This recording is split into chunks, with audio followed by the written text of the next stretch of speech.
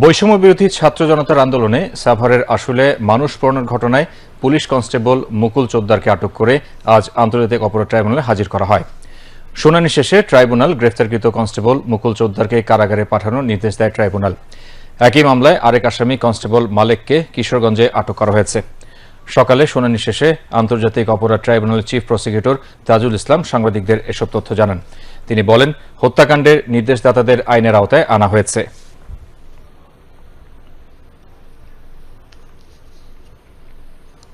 যখন এই লাশগুলোকে আগুন দেওয়া হচ্ছিল তখন তার মধ্যে একজন ছেলে জীবিত ছিল এবং এই জীবিত থাকা অবস্থাতেই তার গায়ে পেট্রোল ঢেলে আগুনটা জ্বালানো হয় এবং এই তদন্তগুলো দ্রুত আমরা গুছিয়ে আনছি।